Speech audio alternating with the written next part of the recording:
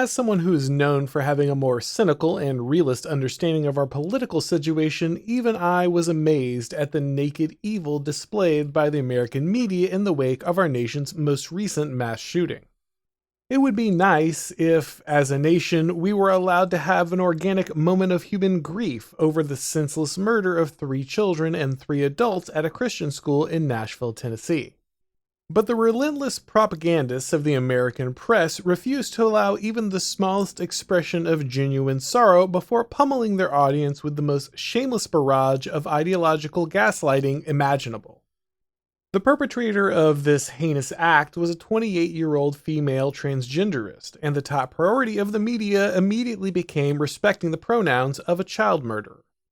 As amazing as it was to watch journalists and pundits correct the pronouns used by law enforcement who were describing the slaughter of children, the descent into madness had only just begun.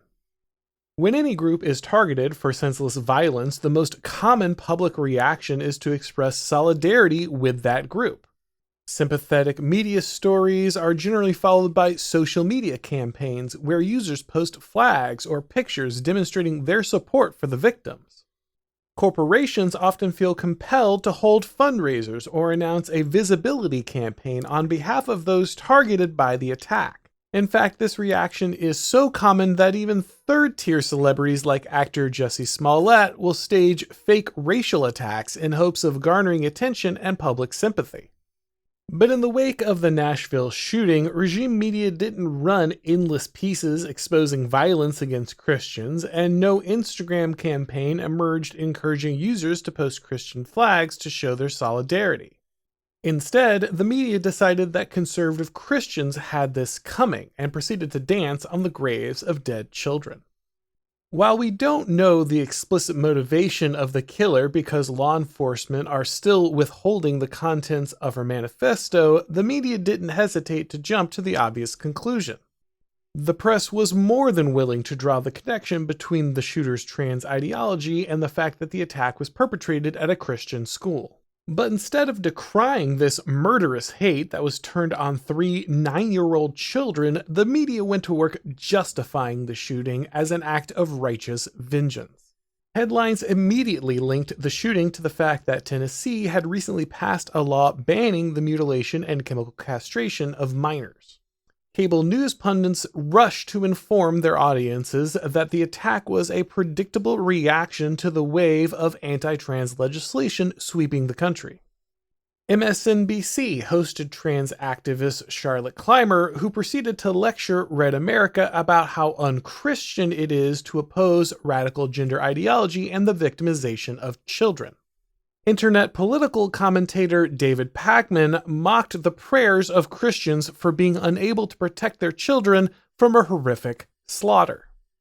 Jocelyn Berry, the press secretary for Democratic Arizona Governor Katie Hobbs, posted a photo of a woman wielding 2 handguns with the text, "Us when we see transphobes," just after the Nashville shooting. Berry later resigned, but the message was very clear. The murder of children in Tennessee was both predictable and understandable. The left was justifying the attack and encouraging further violence.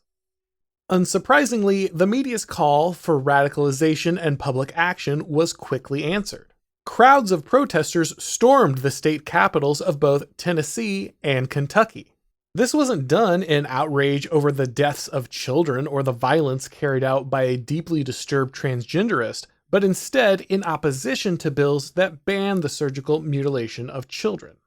Protesters fought with police, and one man wearing what can only be described as a cartoonishly demonic inversion of the helmet and face paint immortalized by the QAnon shaman led chants in the Capitol Rotunda. The progressive media may have spent years calling January 6th a dangerous insurrection that threatened American democracy, but the protesters who violently interrupted a state legislature received no condemnation. It seems very unlikely that the Biden DOJ will be hunting down every attendee of these protests or locking the trans shaman away for years on end. These protesters are leftist foot soldiers acting as unofficial arms of the regime and will therefore face no serious consequences. Alright guys, so there's a new movie coming out that I think you're gonna really want to see. I was lucky enough to see a special sneak preview. It's called Nefarious. The best thing is that it's based on a book by the Blaze's very own Steve Dace. And Steve is really passionate about it. He was kind enough to have me come to an advanced screening. I'm sure you've seen the posters or maybe even the trailer, and it all looks great. It's kind of in between a horror movie and a psychological thriller. It's very much in the vein of C.S. Lewis, you know the book The Screwtape Letters, of course. Steve calls it Interview with the Demon. A psychiatrist is called to a prison and he has to meet with a convicted killer who's about to be executed. The killer claims that he's a demon named Nefarious, and of course the psychologist, he's an atheist, he doesn't believe any of this supernatural stuff, but he's got to decide, is this guy insane? Is he pretending to be insane? Can he be executed for his heinous crimes? Obviously, I'm not going to give anything away, but let's just say that the psychiatrist is in way over his head. It's a supernatural thriller that's perfect for your friends who love scary movies, but also has a really important message. It's the kind of movie that you'll be thinking about long after you get out of the theater. Nefarious opens nationwide the weekend of April 14th, so make sure to mark the date and get your tickets now at whoisnefarious.com. That's whoisnefarious.com. We still don't properly understand all the factors that drive mass shootings, but one key element is the desire of the perpetrator to attract attention or become famous. In many ways, mass shootings are a media-driven phenomenon, which is why focusing on the details of the shooter instead of the victims only encourages more attacks. The progressive media's prioritization of the shooter's trans identity was already bad enough, but they simply couldn't resist the temptation to turn the murderer into a sympathetic celebrity.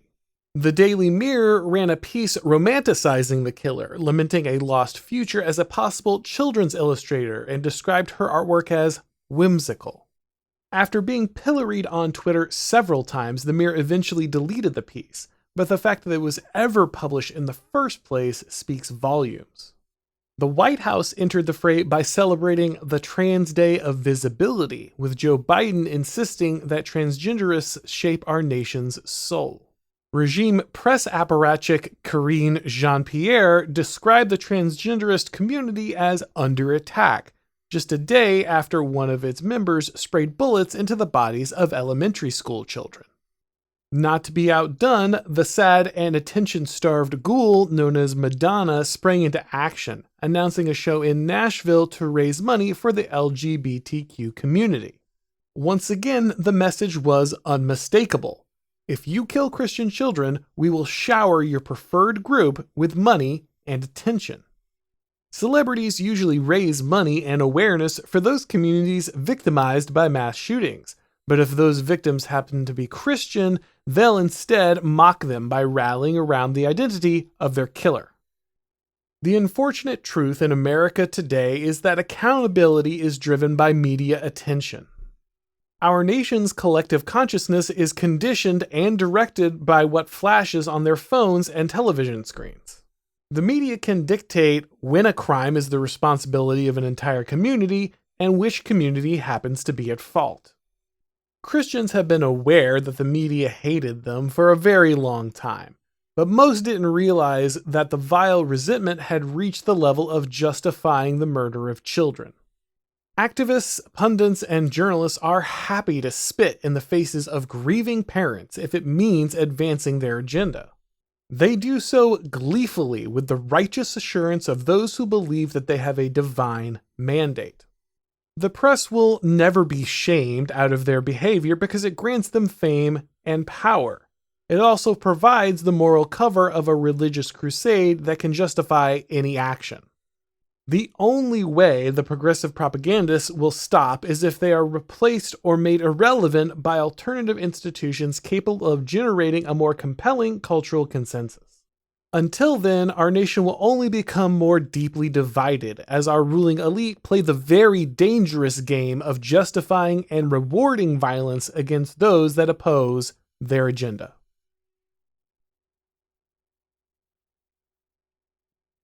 Thanks for watching, guys. If you enjoyed this video, go ahead and click like, and if you haven't subscribed yet, now is a great time to do so.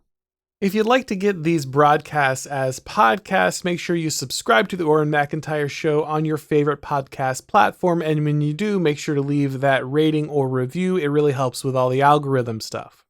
If you'd like to go ahead and follow me on Twitter or Gab, if you'd like to watch these videos on alt tech platforms like Rumble or Odyssey, or if you want to read the stuff on my Substack, make sure to follow the links in the description down below. And of course, all of my columns appear over at the Blaze website, and you can watch all of these episodes on Blaze TV. Thanks for watching, guys, and as always, I'll talk to you next time.